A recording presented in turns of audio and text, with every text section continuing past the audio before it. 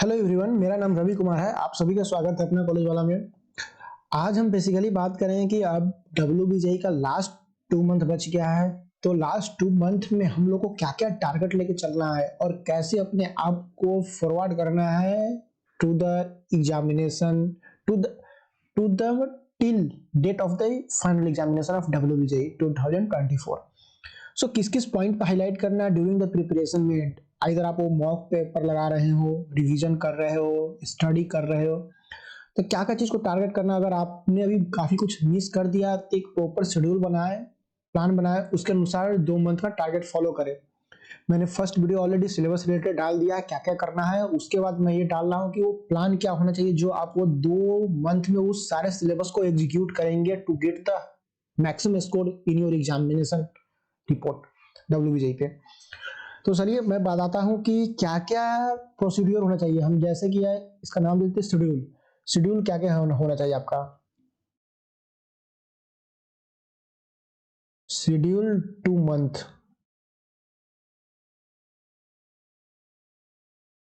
WBJE 2024 schedule क्या होना चाहिए, ये चीज मैं आपसे आगे डिस्कस करेंगे, मतलब बात करेंगे इस पे कि शेड्यूल क्या क्या होना चाहिए।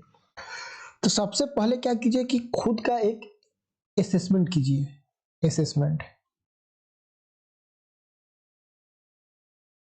कीजिए। वो असेसमेंट में क्या होगा, आपका स्ट्रेंथ क्या है, और वीकनेस क्या है। फॉर एग्जाम्पल मैं आपको बताता हूँ। स्ट्रेंथ में आप जानिए कि कौन सा आपका टॉपिक जो है वो कंप्लीट हो चुका हुआ है, प्रॉपर रिवीजन में है, उससे क्वेश्चन आएगा तो आप नहीं छोड़ पाएंगे। और वीकनेस क्या है वो जानिए कि जो मैक्सिमम प्रायोरिटी टॉपिक है। वीकनेस में जानिए कि प्रायोरिटी वाला टॉपिक कौन सा है एग्जामिनेशन पॉइंट ऑफ रिलेटेड, और उसका रिवीजन आपका लेस रिवीजन है, वो आपके लिए वीकनेस हुआ। कि प्रायोरिटी इस टॉपिक है ज्यादा एग्जामिनेशन में, लेकिन उसमें रिवीजन काफी कम होने की वजह से आपका वीकनेस हुआ। उसको इंश्योर कीजिए मैक्सिमम रिवीजन में, जो कन्वर्ट कर सके आपका maximum attempt of question. Ensure कीजिए रिवीजन इंश्योर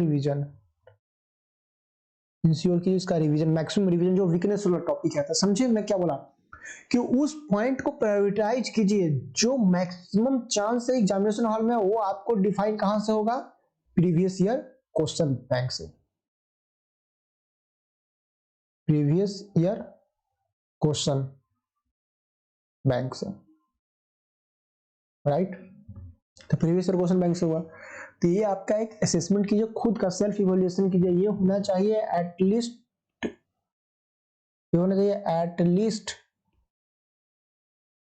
3 डेज के अंदर में, ज्यादा नहीं। 3 डेज बहुत ज्यादा मैंने बोल दिया।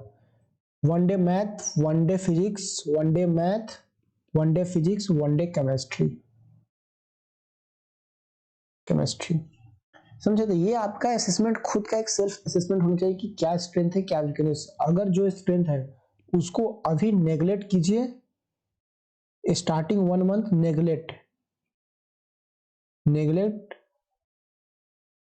Starting one month. उसके बाद आप इसको जो लास्ट का 1 मंथ बचेगा उसमें आप इसको वापस रिवीजन करेंगे। ये आपका खुद का असेसमेंट होना चाहिए। जो मैं सिलेबस बताया उसके बाद का ये वीडियो है पार्ट 2, जो विद इन टारगेट 2024 का है 2 मंथ के लिए।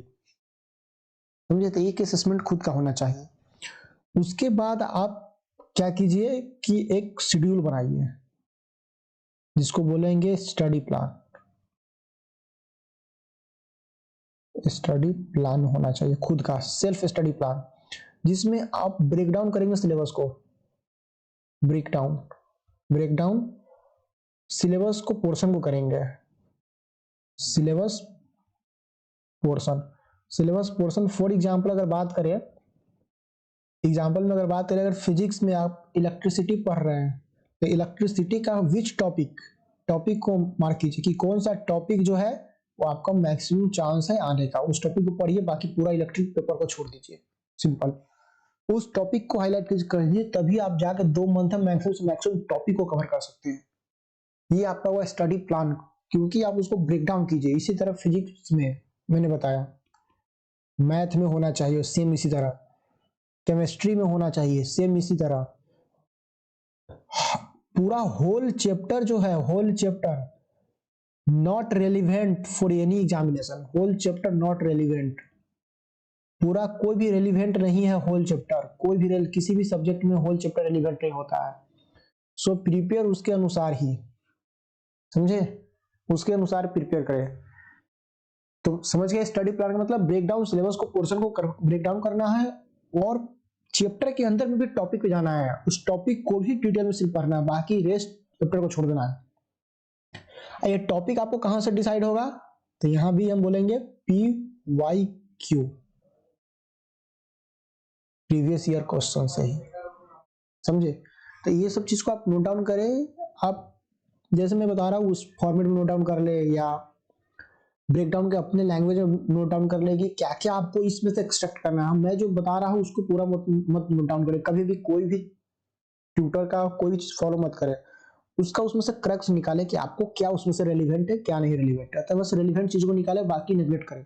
मैक्सिमम प्रॉफिट लेना आपके कोशिश करें आप फ्री का।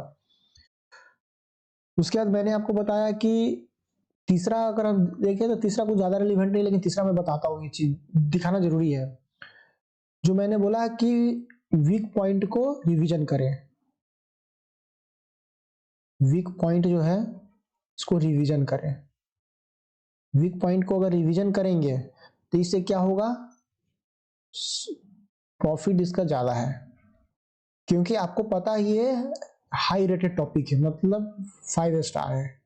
प्रीवियस PYQ देख के आपको पता है ये हाई रेटेड स्टार है, टॉप रेटेड स्टार क्वेश्चन है, टॉप रेटेड टॉपिक है ये, मतलब क्वेश्चन भी है टॉपिक भी है, मतलब एवरीथिंग है। तो आप इसको रिवीजन करें, तो इसको कभी भी नेग्लेक्ट मत करें। वीक टॉपिक है, वीक टॉपिक ऐसे पहचाने कि हाँ ये सिलेबस का पार्ट है, सिलेबस के पार्ट में भी ये क्वेश्चन आता है, प्रीवियस 4-5 साल से क्वेश्चन इस टॉपिक से आ रहा है, और ये आपका वीक है, वो आपका वीक रिलेटेड टॉपिक हुआ, वो मैं बताना चाह रहा हूँ।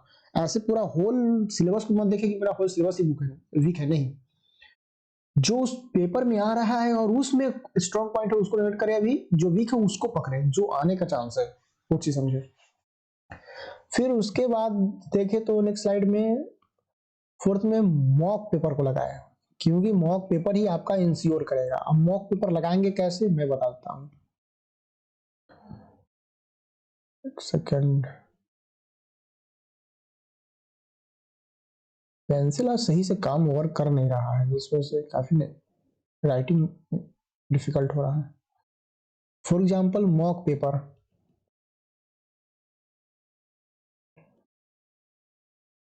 मॉक पेपर कैसे लगाए।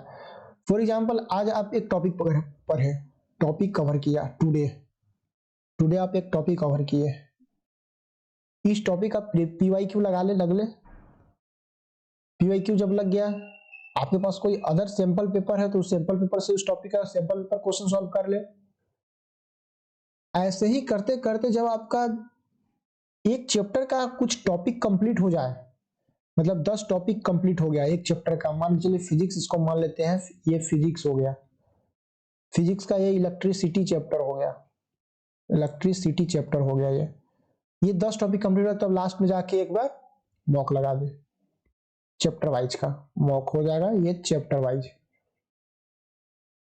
चैप्टर वाइज जब मॉक लगा देंगे तो आपका ये चैप्टर का एटलीस्ट कॉन्फिडेंस आ जाए कि आप जो जो टॉपिक पढ़े उस टॉपिक से जो जो प्रीवियस ईयर का क्वेश्चन था टॉपिक आ रहा था, उससे आप जो टॉपिक से क्वेश्चन आया मॉक में वो आप सॉल्व कर ले गए।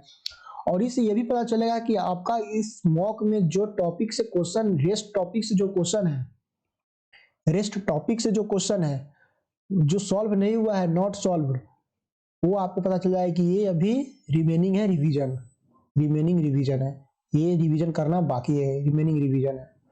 तो इससे आपका यहां से भी आइडिया लग जाएगा। फिर टाइम मिलता है तो उस डे ही, जस्ट मॉक टेस्ट के डे ही, मॉक टेस्ट के डे, मॉक टेस्ट के डे ही रिवीजन करें रिमेनिंग टॉपिक को, रिवीजन रिमेनिंग टॉपिक, क्योंकि time is very less, only 2 month remaining, near about, not exact 2 month. तो उसी डे उस टॉपिक को रिवीजन करें। शॉर्ट नोट्स बनाना है तो यू प्रिपेयर तो short notes also, short notes जो लास्ट टाइम आप एग्जामिनेशन सेंटर पे गाड़ी में खाना खाते हुए लास्ट डे 5 to 6 डे आप उसको प्रिपेयर या वन टाइम पलट के देख सकते हैं। तो ये चीज हुआ आपका। फिर उसके बाद क्या करें कि जो ये मॉक टेस्ट सॉल्व किए हैं, अगर हम 5 नंबर बात करें, जो मॉक टेस्ट सॉल्व किए उस मॉक टेस्ट के नेक्स्ट जो मॉक टेस्ट सॉल्व करेंगे उस दिन try to revision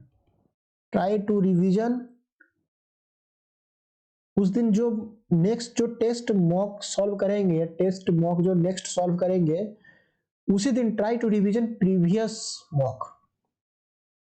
mock test जो सॉल्व क्वेश्चन नहीं हुआ है, अनसॉल्व्ड क्वेश्चन जो नोट्स बनाए शॉर्ट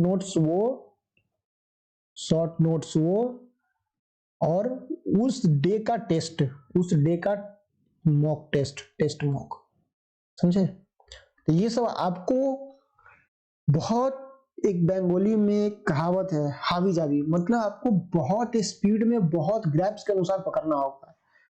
अब टाइम बहुत कम है, आपको कहीं नहीं भटकना है। ये चीज मैं आपको पैटर्न बता रहा हूँ कि इस पैटर्न को फॉलो करो आप, you definitely you get the better score, definitely, क्योंकि आप कुछ चीज को मिस ही नहीं करोगे। आप एक सॉल्व कर रहे हो, पिछल का रिवीजन कर रहे हो, पिछल का अगिल का आगे बढ़ रहे हो, अगिल का सॉल्व करो, पिछल का अगिल का जितना है सब रिवीजन कर रहे हो। आप सर्कुलेशन मेथड में हो, सर्कुलेट कर रहे हो माइंड को, तो वो आपको कभी निगलेक्ट ही नहीं होगा। और सबसे इंपॉर्टेंट चीज जो मैं आपको लेने चाहूँ, जो आपको मतलब माइंड को आपको ध्यान दिलवाऊंगा, स्टे हेल्दी।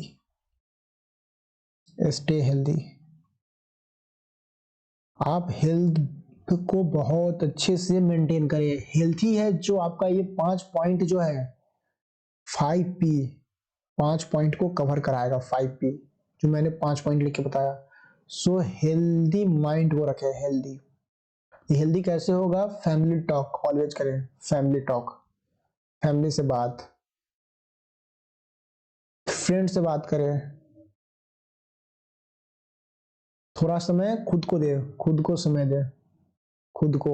समय, just 30 minutes 1 hour maximum, 30 minutes 1 hour maximum, बाकी नथिंग।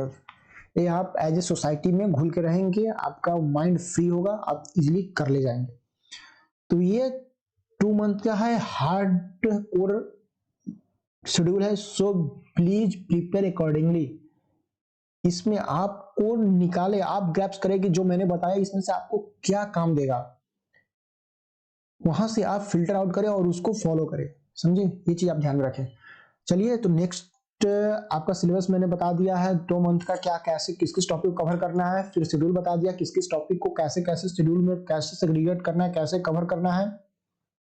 फिर नेक्स्ट टॉपिक जो हम लेके आएंगे कि क्या क्या पॉइंट को हाईलाइट करना है, जो एग्जामिनेशन हॉल में आपका जितना भी तैयारी हुआ रहे उस समय के बाद क्या क्या पॉइंट को मेंशन करना है, माइंड मेकअप करना है ड्यूरिंग द मॉक पेपर के टाइम, जहां से आप मैक्सिमम स्कोर गेन कर सकते हैं। और वही सेम चीज को फॉलो करेंगे आप अपने एग्जामिनेशन हॉल में, सेम चीज को थोड़ा सा भी डाइवर्ट नहीं करेंगे, और वहां पे आप अच्छा स्कोर कर पाएंगे। तो उस किस किस पॉइंट को हाईलाइट करेंगे, क्या क्या पकड़ना चाहिए एग्जामिनेशन हॉल में, उस चीज को ध्यान देंगे अच्छे से। तो चलिए नेक्स्ट वीडियो में मिलते हैं, तब तक आप बने रहे। कुछ डाउट हो तो आप प्रॉपर डाउट इसमें डालें, बताएंगे अच्छे से।